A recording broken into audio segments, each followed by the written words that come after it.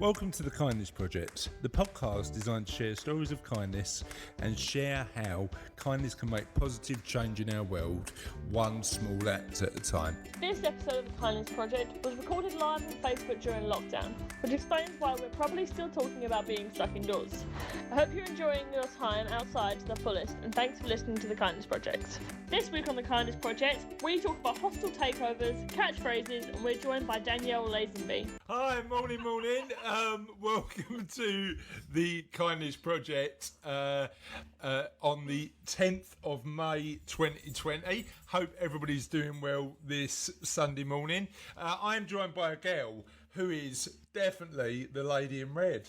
It's Charlotte Dames. And I'm joined by a man who thinks we're good to go. It's Christine. And we're joined live from her bedroom by our special guest today. Somebody who had to throw the cat out before we started the interview. It's Danielle. Hello, Danielle. How are you? I'm a little bit concerned that you knew this was my bedroom. I think you said it when you said you were getting rid of the cat. Well, look, I assumed that was a bedstead, but look, what is it? Headstand. Wait, what's the bit on the headstand? It's like a headstand. That's like an acrobatic thing. That's my wallpaper. There you go.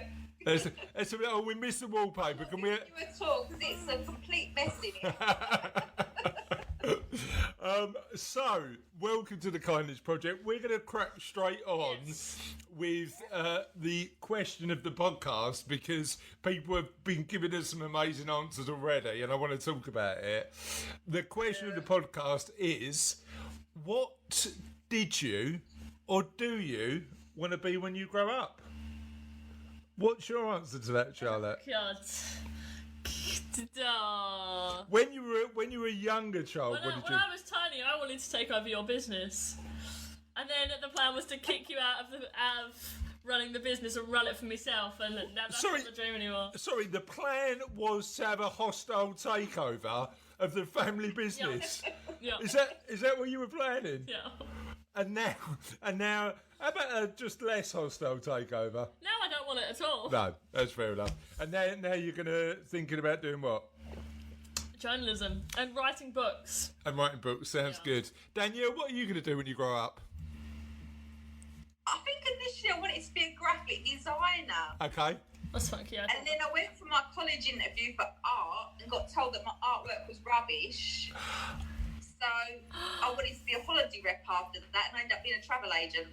Fair enough. You know what's interesting though? I'm getting back into art. I haven't done it since I was at school, and I can't pretend I'm any good. But I'm enjoying it. Do you know what I mean? I'm enjoying the experience. It is therapeutic. It is. Yeah, it's quite cathartic to just sit there with a sort of pencil and some. I mean, for me, the only art material we've got is Sophie's at the minute, so I'm using my 8-year-old daughter's colouring pens to create these weird, like, bizarre art. You quite like art as well, Charlotte. I quite like art. There's a page in it's supposed to be a scrapbook. Yeah. It's just filled with like pictures of birds. There's a finch. There's a house bird and. And by the way, just while we're on the subject of art, we are selling some of our really bad art for charity. So so far we've raised about £100, and I'm waiting for an offer on one of the other pieces of art I've created. We might be creating a website called "Is That What You Call Art?" Because genuinely, Danielle, our art is that bad. Questionable. Yeah. Good idea, though. Yeah, well, hopefully we can raise a bit of cash for St Francis.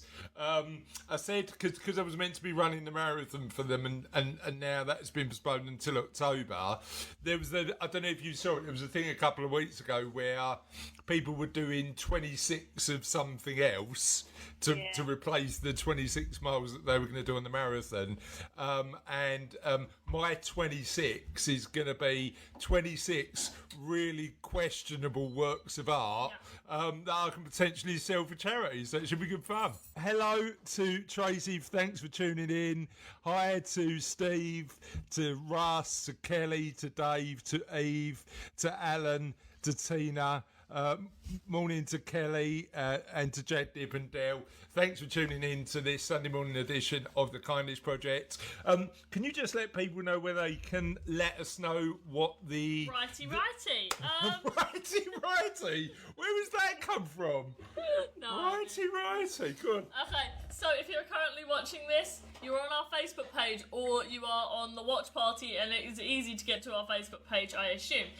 But if you are not, then if you're listening, hi, welcome. We're probably about, 100 and silly something in now. Yeah, we're a lot of episodes in. So you can find us, our Facebook page, if you just search The Kindness Project in the search bar. You can find our Twitter at Ola Kindness. You can find our Instagram at Ola Kindness. Yeah. We don't do a lot on Instagram. MySpace? Do you want to mention the MySpace page? No, we have to deactivate that. Then we have a website, which is www.thekindnessproject.co.uk.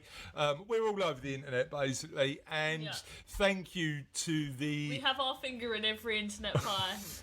Oh, merch! If you want to buy a Kindness Project t-shirt, you can do that on the website as well.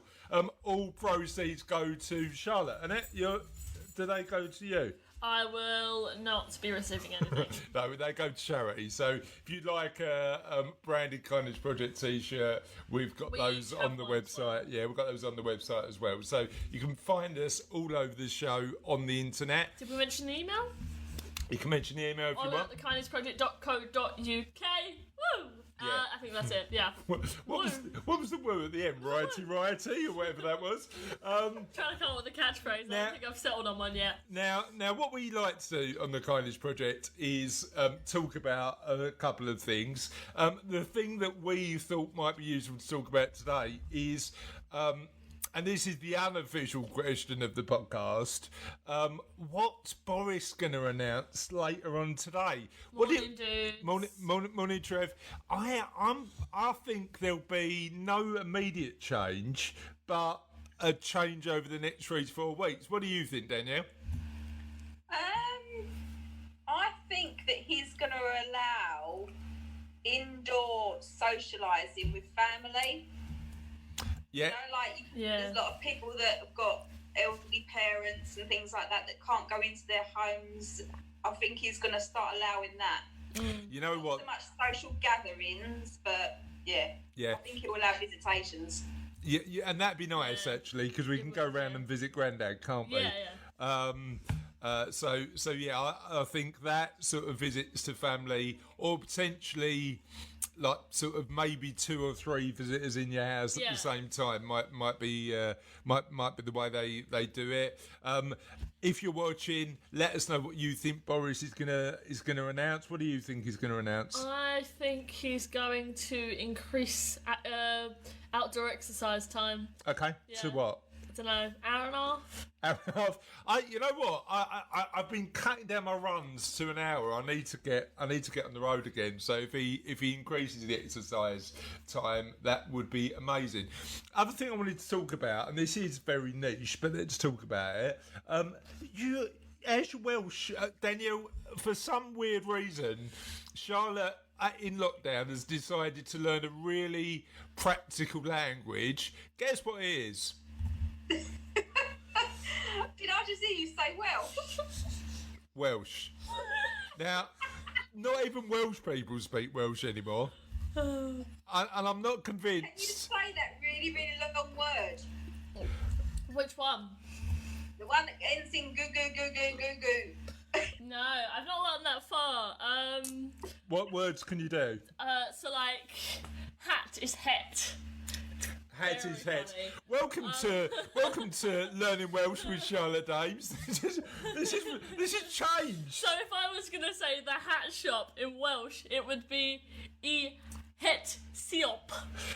What's the one that goes Hoffy Coffee? Oh, do we in Hoffy Coffee? I like coffee. So apparently, and Danielle, feel free to mimic this when you get a chance. I like coffee is dwee hoffy coffee. Give it a go. Coffee. Dwee hoppy coffee. Dwee hoffy coffee. Amazing. That's it. Dwee hoffy coffee. So, what other Welsh? It's like, so if I was to say I enjoy coffee, it's dwi in Munhaun coffee. It sounds German. Munhaun coffee. I'm not going to get Daniel to give that a go. I don't know if the pronunciation is right, but I can spell it for you. Yeah. And I think I might be responsible for your Welsh I just hobby. don't like the idea of I remember years ago. Have you ever done that drive, Danielle? You know, you must have, because we're going to be talking about your sort of tour of the UK later on. Did you ever do that drive down the M4 across the bridge into Wales? Yeah, I did. I did do that. Is it Prince Charles Bridge or something? I can't remember the name of the bridge, but then there's a bit in the bridge where all the signs are then dual Welsh and English at the same time, aren't they? Even though no one there doesn't speak English as a primary language, it's like, yeah, we'll stick the Welsh on the side. But you know what? I like the idea of like sort of supporting the heritage of a country by having the dual nationality, and it confuses the English people as well, which is always good. Because we were trying to pronounce every single sign on the way down there, weren't we? I now can get through probably 5 out of 100 words. We remember, because we went to Cardiff, this was back in 2012, we went to Cardiff to watch some Olympic football. We went into Cardiff Bay, and there's a big. I've been informed that is the Severn Bridge. The Severn Bridge, thank you. We went into Cardiff Bay, and there's a massive, really ornate building. I can't remember the name of that either. In the middle of Cardiff Bay, and we went into the cafe there, and there was this like really nicely, like in a really lovely font, this Welsh word that looked like it was like knowledge passed down from generations, and we were looking at it going, what does that say? What does that say? There was a small sign underneath it with the translation, mind the step. It wasn't prolific knowledge at all. It was just telling us to mind the step. So feel free to answer the question of the podcast, would you be when you grow up? And one of our last questions of the podcast is gaining a bit of traction. What is the favourite memory you've got of your grandparents? Danielle, what would your answer to that be? Well, my grandma passed away when I was quite young, so don't really recall an awful lot with her. But my granddad, he used to pay the milkman when the milkmans used to do a lot more than what they are now before the big supermarkets opened. And every time I went round there, he used to give me his milk money, and that used to be the only reason I used to like going round. Right, so you got paid from your granddad, and that's what you remember. I did. Right, okay. I used to get given his milk money, yeah. Oh, amazing. You know what, we were talking yesterday. Did your granddad have a little pantry with loads of like chocolates and sweets in? Because a lot of people I speak to's granddads. But my nan did. I always remember a little granny flat that she had. She had a pantry, and it always had digestive biscuits in it. It's a nan thing. It's definitely a nan thing. Like nans and sweets and feeding kids sweets is definitely a nan thing. My nan's pantry had wagon wheels, clubs, and what else? I can't remember. There was loads of these little like sort of sweets, but wagon wheels and clubs. You say that, but I used to do that with my friends. Go on. What did you do? I used to like give out Tic Tacs and strawberry laces. Did you? Why are you bribing your friends with Tic Tacs and strawberry laces? Because you know when you see someone and they don't look like they're having the best moment of their lives, and you kind of go, I want to help you out. have a Tic Tac, have a strawberry lace. Yeah. Not have a hobnob. Not how are you? Have a Tic Tac. But yeah, did it work? Yeah, well, they always seem to I was exactly the same. My dad, he used to drive a tanker, and deliver glucose for Mars. Okay. They used to get loads of freebies, and they used to bribe all the kids on Mars Street with. And what did you have? What was your favourite thing to bribe people with? Well, we didn't get an awful lot of Mars bars. We did get a few, but we got boxes and boxes of Fruitellas. Fruitellas.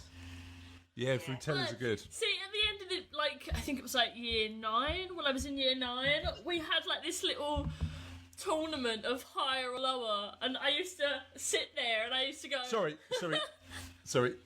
Higher or lower? You do mean play your cards right, don't you? Yeah. Play your cards right is the right name of that game. People put their sweets in, and if they got to the end, Yeah. I had to give them some Mentos and their sweets back. And if they didn't get to the end, I took their sweets. It was great. Right, can I say, right, can we just talk about this? This is a generational thing, right? What do you call that game? Would you call it higher or lower, or play your cards right, Danielle? Play your cards right. Right, absolutely. Right. What do you call the game where you run around and you've got to catch each other and touch somebody? I don't know if how that works in social distancing. It doesn't anymore. Where you've got to run and catch somebody and touch them. Tag. What do you call it? Tag. Wrong answer. Right. The right answer is ad. The right answer is ad. Why does nobody call it ad anymore? It. That's definitely not the right answer. Have you seen the film Tag? You know what? I haven't. Why I've changed it to Tag. It's a brilliant film. It's based on a true story. A group of guys that started playing tag when they were youngsters, but they carried it on all the way through their lives. You know what? I love that idea. And they're still playing it. So this is a genuine thing. A few weeks ago on the Kindness Project, we were having a conversation about stuff we'd want to do after lockdown. Okay, and somebody mentioned run-outs, right? Run-outs as a game, yeah. right? Now, genuinely, one of our listeners, friend of the show, said to us, I have never played run-outs. Do you want, mate? I've never played run-outs. Can you imagine never playing run-outs in your life? Someone agrees with me in the comments. So it's my mission when this is all over, big game of run-outs. Sounds amazing. So one question, are you in?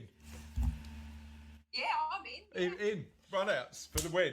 Right. I haven't been probably able to run as fast as I could as a kid, but I'll give it a go. It's the taking part though, isn't it? That's what you got to take part. You know what my favourite part of that game always is? When you forget who's tagging and you kind of go, are you on my side? Are you not on my side? Do I run? Yeah. So just let us know what do you call ad? Oh, we've had a... Dave Forsythe mentioned that it's called It. He's also let us know that the bridge is the Severn Bridge. And Eve Keith said, I think both these ideas sound great. Whilst we are being sensible, it would be nice to be able to see friends and family just a little bit. I think that's right. Like that general easing is going to help. Eve, just out of interest, I know this is less sensible than the idea of just seeing family and friends, but giant game of run-outs. Do you reckon that's what Boris is going to announce? I therefore allow you to have a giant... allow it, as long as we keep the 2 metre social distance. How does that work in run-outs, though? I don't know. If you hit them, that's it. They got to join you. Well, you know what might work? A big game of dodgeball. I reckon Boris is going to announce that. We are having a giant game of dodgeball. Anyway. Like rounders. Can we get on with the show? Can we just do that? Thanks to Dave, who's watching through Silver Linings. Dave always delivers us loads of good bits of amazing news. And on Saturday he mentioned that eagles have returned to the UK after a 240-year absence. 6 white-tailed eagles have been released on the Isle of Wight in the hope of forming at least one breeding pair. And the heavy rock band The Dark and My Horizon has released a fundraising single called Carpe Diem, Seize the Day in Lads-in. It costs just £1 and they'll send you a second song for free, and 100% is going to NHS charities. Nike, the sportswear giant, are donating over 30,000 pairs of shoes to health workers. The Air Zoom Pulse shoe is a slip-on design specifically for people who are working long shifts and are on their feet constantly, and it's good to see such generosity from big brands. And a family in Leicester have put a hope board up where neighbours can share what they're going to look most forward to most after lockdown.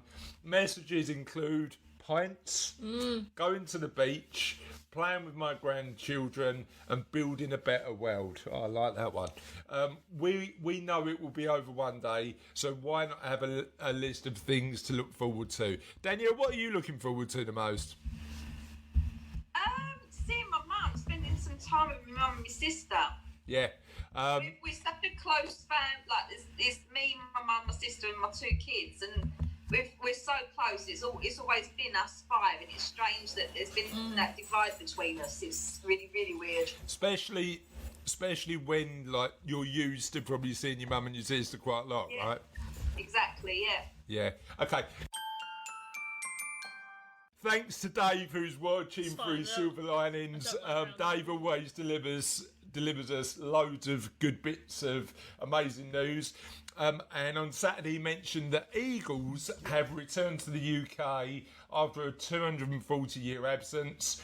6 white-tailed eagles have been released on the Isle of Wight in the hope of forming at least one breeding pair. And the heavy rock band The Dark and My Horizon has released a fundraising single called Carpe Diem, Seize the Day in Lansing. It costs just £1 and they'll send you a second song for free, and 100% is going to NHS charities. Nike, the sportswear giant, are donating over 30,000 pairs of shoes to health workers. The Air Zoom Pulse shoe is a slip-on design specifically for people who are working long shifts and are on their feet constantly, and it's good to see such generosity from big brands. And a family in Leicester have put a hope board up where neighbours can share what they're going to look most forward to most after lockdown. Messages include pints, going to the beach, playing with my grandchildren, and building a better world. Oh, I like that one. We know it will be over one day, so why not have a list of things to look forward to? Danielle, what are you looking forward to the most? Seeing my mum, spending some time with my mum and my sister. Yeah.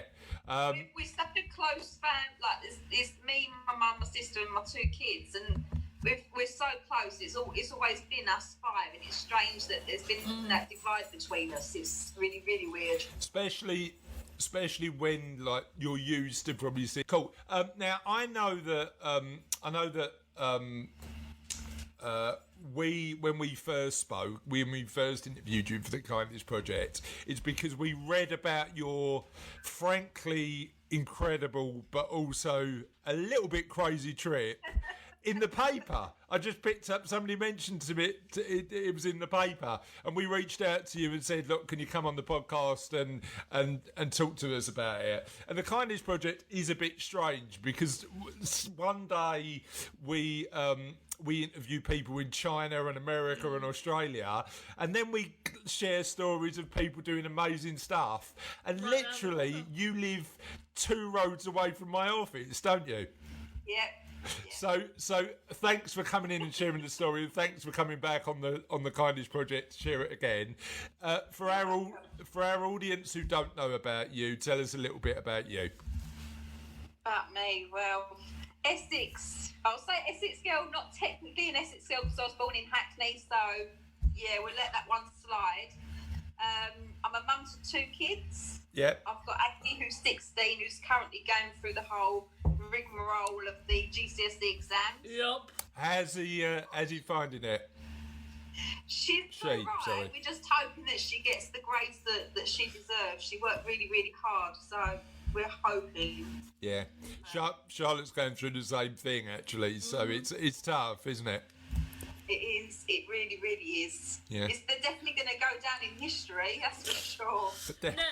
History GCSEs have to be updated now for the medicine topic. Well, you know what? I just wonder how long.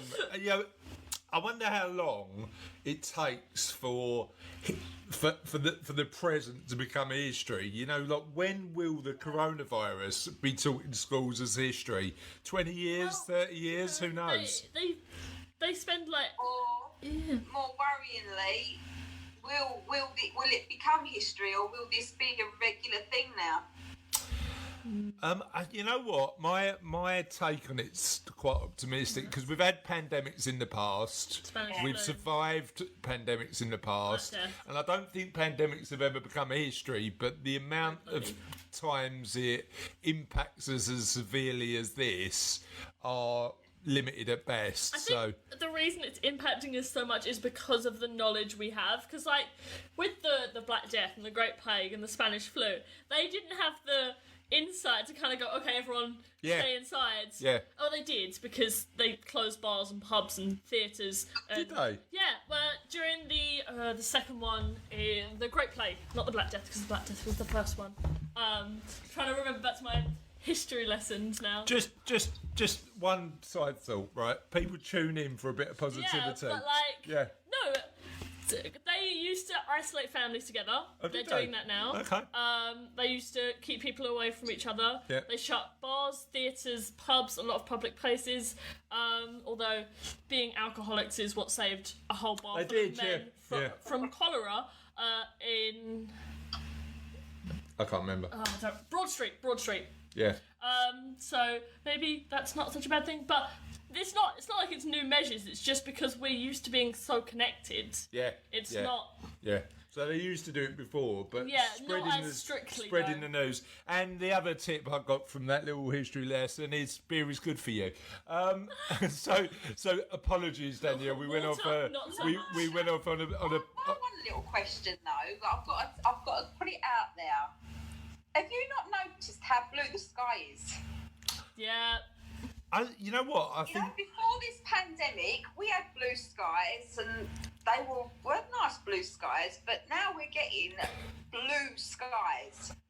You know what? I think certainly. I don't know about the skies, but certainly when I'm going for my run of an evening, the birds seem to be a bit louder. Nature seems to be coming back without the interference, and there's plenty of evidence that says that environments are improving. So as Mr. Forsyth said, there is always a silver lining to this stuff, right? Yeah. There's something we learn from it. Yeah. Who knows? I mean, maybe we will, maybe we won't, but it'll be interesting to see what we learn. So, tell us about the trip you made. Was it last year? Was it last year? Yeah. Tell us a little bit about that. But distant memory now. Last Christmas it was. I set off on the 20th of December last year to deliver Christmas presents to all the children's hospices in the UK. There's 54 children's hospices in the UK, and unfortunately 26 couldn't accept my visit because me being the plank that I am, didn't do an awful lot of thought into it and decided to set off just before Christmas. So obviously all the hospice workers are working really hard to get the children home for Christmas, so 26 of them couldn't accept my visit, but 26 of them did. And how did the idea for the trip start? Well, I've always been, I don't know, if people have seen this podcast before, they'll understand. I am a complete nutter when it comes to Christmas. I absolutely love Christmas, always have done. And the Christmas before, Christmas 2018, I was sitting there with my daughter Amy, and I said, oh, how great Christmas is, and the magic of Christmas. I said, wouldn't it be great to be Santa? And she was, well, you can be Santa. And I thought she was a complete loon. I thought, how can you be Santa? Is there some academy that I don't know of that I can apply for? And sorry, where's this academy? Can I sign up for the Can I sign up? Sign up. I really want to sign up. But she said, well, you haven't got to deliver presents to the world. We'd narrow it down. And I got thinking, I thought, oh, hospitals. But you do always see requests for presents for the big hospitals. They always do their fundraisers, and I thought no one ever thinks of the hospices. Yeah. So I googled children's hospices and it come up, there are 54, and I thought 54, I can do 54, and that's how it all started. Yeah, and I know when we spoke before, you told me a story that was quite sad, but also quite pertinent in terms of why you did the trip. Tell me a bit about that story. There's so many reasons. I've been surrounded by, unfortunate. There's been a lot of illnesses for close friends. I've lost a lot of close friends, a lot of family. A good friend of mine lost a 7-year-old son to a very rare cancer. I've lost young cousins. It's heartbreaking. Yeah. I went through breast cancer in 2016, and unless you go through it, you read about it, you see about it on TV and documentaries, but unless you actually experience it, you would never understand the difficulty chemotherapy is, even the psychological side of it. So I battled breast cancer in 2016. I've now hit my year 4 clear. Whoop, whoop. That can we just for 2 secs, just round of applause for that.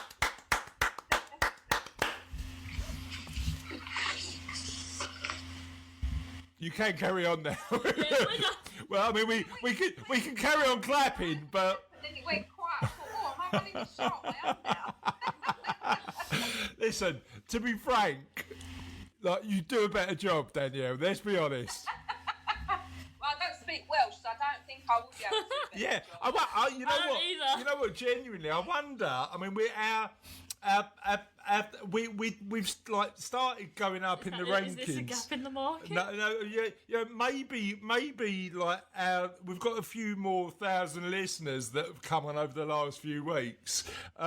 Maybe it's the Welsh contingent. Maybe the Welsh are enjoying it. I've mentioned 3 times in like 5. Russell, our esteemed editor, can you let us know where our new listeners are from, and is it Wales? Danielle, I am so sorry to interrupt you. Carry on. That's all right. You wasn't interrupting. Oh, okay. I finished my story. I've got to that 4 years clear. Just to put that out there again, 4 years clear. Amazing. Woo! I don't know what I did. Just out of interest, how did going through that impact your perspective on life? You know, it hasn't. I've always been a live for the moment anyway. It got me into quite a bit of debt when I adopted a live for the moment attitude, and like, yeah, we'll go Disneyland Paris, yeah, we'll go Centre Parks, and the credit card. But it's what the eye opener for me. I went through it. The first session of chemo was rough. Every single chemo session that I had, I ended up in A&E. I had complications. I had blood clot on one of the occasions. I had heart issues with another time. It was never ending, issue after issue after issue after each chemo. And I try, because I was obviously I had 2 children with me, I try and keep upbeat as much as you can, and you try and keep a smile on your face, and you try and swallow down the vomit that builds up from the nausea and the head pain that I used to get as well. That was terrible. And I'd allow myself maybe 1 day or 2 days of feeling down and sorry for myself, but then I'd pick myself up again. But the eye-opener for me and my sister, I got given tickets for Stand Up to Cancer, the actual show in London. Yeah. And I took my sister, and they show the videos, don't they? Yeah. Of people that are currently battling through cancer, and obviously a lot of tears shed. But there was a woman that came on and she started to talk about her family, and it was the first time that I'd ever understood that perspective of it. It had always been about me, but I'd never put myself in the position of my family, of them watching me go through it. What my mum must have gone through must have been awful. Yeah. I mean, I would never want to experience that. I'd rather have it myself than have my children have it, you know? Yeah. That was the awful part. Yeah. The realisation of what everyone else around you was going through. Yeah. So you went on this trip. you're travelling around the country. You're in a position where you're delivering gifts. What story stood out the most when you're out delivering gifts of the impact that was having? There were not so much stories. When I was visiting the hospices, I was given tours of the hospices and shown the facilities and shown where the fundraising goes. I also met a lot of children on these visits. Wonderful children sitting there, big beaming smiles on their faces. Met wonderful children. The sad side of that, these children have got life-limiting illnesses or difficulties like autism and things like that. And there was one girl that I met, I call her my princess, and she asked if I really work for Santa. I was like, yeah, I work for Santa. And she said, well, my mummy and daddy said that I'm going to be an angel before Christmas comes, so we're having our own Christmas this weekend. And I said, well, when I go back to see Santa, I'll tell him about you and I'll see if he can arrange some special wings for you, and you're going to be turned into an angel. So what sort of wings would you like? And she was describing how she'd like lights and glitter. I said, right, I'll go back to Santa and I'll tell him that. And her mum was in the background and she was mouthing thank you to me. Oh, yeah. This little girl was in a wheelchair. She couldn't have been no older than 3 or 4 years old.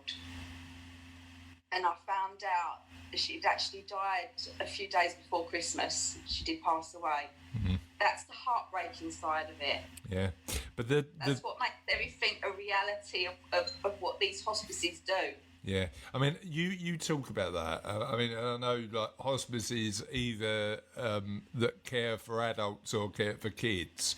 A lot of what they deliver is just that hope at the end of life and dignity at the end of life and respect at the end of life that we all want when we get to that stage. And I think it's so important, don't you? It really, really is. Yeah. And I mean, the pain and suffering that some of these children must have gone through or go through, it's nice also to be able to be taken out of that hospital environment, or even the four walls of their homes, to be able to go somewhere where some of these places have got hydro pools and sensory rooms with beautiful lights, it's just an escape for them. Yeah. No, perfect. Charlotte's got a question for you. So, how has the current situation affected your future plans, and do you have any plans to go on another trip again? I will be doing it again. There's no two ways about that. There's no doubts about that. I've had my first trip where I experienced the teething problems, and I know how to rectify that in the sense of I will start delivering at the beginning of December rather than the day before Christmas. Yeah. It's affected me this year because obviously I've not been able to go out and fundraise like I would have been wanted to. Yeah. I don't know if a trip this year is going to be possible. The trip last year took 12 months of organising. Yeah. It took 12 months of getting thousands of metres of wrapping paper, wrapping the gifts, buying the gifts, fundraising for the gifts. I don't think it's going to be possible this year. I'm going to give it a go, depending on when this lockdown gets finishes. Lifted. Yeah. But the good news is, even if it's not this year, it gives you the extra time to plan for something really big next year, right? Yeah, definitely. Ideally, if I can't do it this year, I will do some sort of fundraiser that obviously won't be enough to buy all the presents, but it will be enough to donate, and I'll donate it to Together for Short Lives, which is a charity that works with the hospices. With the hospices, yeah. Next one. So, how are the hospices you support coping through this lockdown? They are remaining open. A lot of their services have been restricted. but they have remained open. They're working very closely with the NHS to keep the children out of a hospital environment and obviously provide their services in hospices. They are struggling financially. Yeah. As are all the charities, particularly the smaller charities.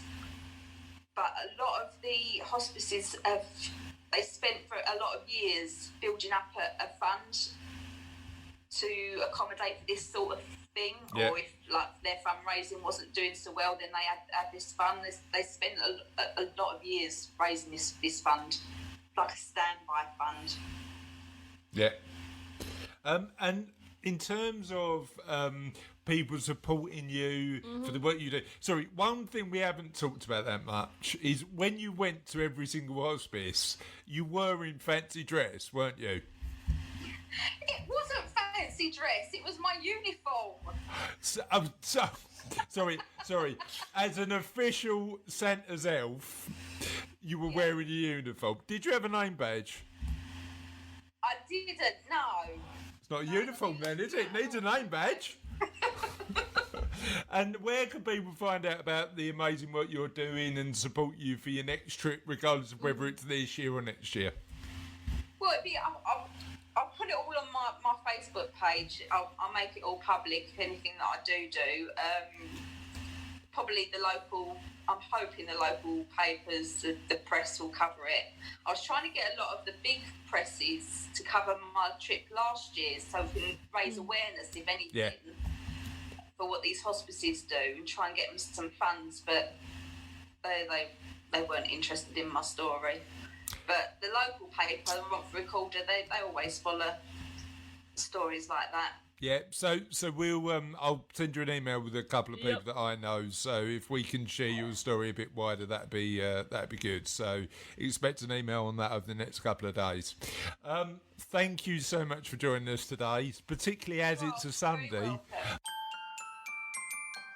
And stick around because we're going to start. We're not doing the joke yet. We're going to read out some of the answers to question of the podcast. And before we get on to today's question of the podcast that we've had some amazing answers for, we had some extra answers for the question of the podcast we had a few days ago, which was, what is the favourite memory of your grandparents? Ollie Smith, our friend of the show, good old Ollie, said, hearing the story of how my granddad almost killed his CO by fiddling with the trigger console on a light bomber. Thank God the guns on planes pointed towards the plane was on the deck. A burst of guns went over the guy's head. Chris Lean said, when I was about 7, I asked my grandfather if he had shot any Germans in the war. His reply was, oh, good God, I hope not. You know what? It's interesting. My granddad used to mention the war, but when he did, he was always really vague, and he was one of those guys who just like. The memories were so bad that he never wanted to talk about them. He used to make up weird stories about whether he was sitting in an office in the war when he wasn't. So we had those two. Eve Keith said, I was really close to my granddad, aged about 4. He came back from shopping, knocked on the glass front door. I was so excited to see him. I ran into the door, arms outstretched, to hire him, broke the glass and ended up in A&E. And then one of my favourite emojis, that one. That emoji is amazing. In terms of what did you want to be when you grew up, John Cook said he wanted to be a consulting detective. Hadeable said a teacher, but the reality of teaching and the fantasy of teaching was a bit different. Charlie Goodman said he wanted to be a rock star. and he still wants to be a rock star. There's still time. Tracy Dame said, midwife, love to be the one helping a new life in the world. The most beautiful sound when you hear the first cry. Sarah Robinson said, I wanted to be a marine biologist, but unfortunately I went to a traditional Catholic school where girls studied home economics and childcare. Oh, I can imagine if it was. But I mean, like, you think about a generation before, and actually we've taken massive strides forward in girls and women being able to do whatever they want to do. It's like, being a dad of two daughters, that's important to me, to make sure that you're that you've got an opportunity. Hazel Gray said, total cliche, but I wanted to be a ballet dancer, had ballet lessons right up to the age of 18, and then I discovered boys and booze. It didn't help the training much. So that was Hazel's. What one of those jobs would you like, Danielle? Marine biologist sounds quite good, I've got to say. So that sounds all right, doesn't it? Sounds quite a good one. Like they based me somewhere nice and hot. Yeah, you know what? I've got a friend of mine who's a diving instructor, and some of the places he gets to work is are amazing. Kelly Crouchman said, I always wanted to be a private investigator or work in forensics. Oh, forensics work is good. Yeah. Problem is, I don't know if I'd like the gory side. Do you know what I mean? Like I have a friend who wants to be a mortician. Yeah. I had a friend. This is a genuine story, and I've never told this on the podcast before. I had a friend when I was sort of late teens, early 20s, a guy called Mark, and he joined. I'm like you, Daniel. I'm from East London. I'm from sort of a little bit further in a place called Canning Town that people from East London probably know. And there was a big. Funeral directors there, and my friend got a job in the funeral directors, and I think I was sort of 21 and 22, and turned up at this funeral, saw Mark in the distance, and gave him a massive cheesy grin and a big wave. And I was like, that wasn't appropriate for a funeral, was it? Clearly. Do you know what I mean? You don't do a cheesy grin and a big wave while you're at a funeral. And he just did this polite nod that made me realise, no, this is a funeral environment. Don't wave to the funeral directors at a funeral. Let them get on with their jobs. Dave Forsdyke said he wanted to be an omelette chef. That sounds. Is that a job? Omelette chef. I'd be good at that. Please don't. Yeah, seriously. When I was a boy, I would tell my parents about the omelette bar I'd be setting up in Victoria Station, serving omelettes with a variety of fillings to commuters. That sounds like... Omelette! Oh, yeah. There is actually, weirdly, you talk about omelettes. There is a restaurant in Amsterdam called Omleg that all it serves is omelettes. And we've got a special guest who wants to pop in and say hello. Hello, Sophie. How are you? From Omleg, I had the peanut butter and banana omelette. Yeah, so Danielle, when Sophie, who's my younger daughter, when we all went to Omleg in Amsterdam, Sophie had a sweet omelette. Have you ever heard of that? No. It was amazing. What was it? Really good. So what was in it again? Peanut butter and banana, wasn't it? Yeah. Yeah. She's not in frame, but you know. So that was good.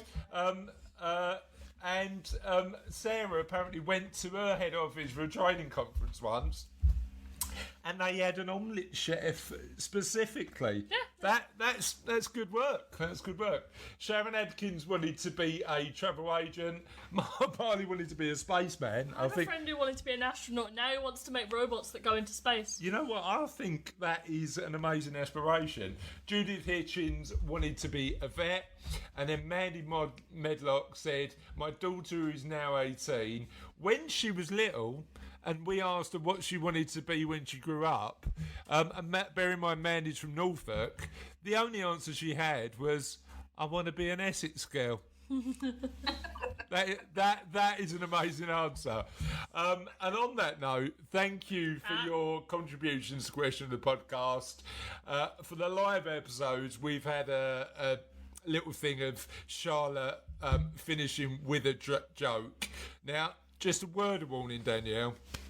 They're usually not great, but we'll let you be the judge of that. Are you ready? Yeah. Okay. What sits at the bottom of the sea and twitches? I don't know. A nervous wreck. I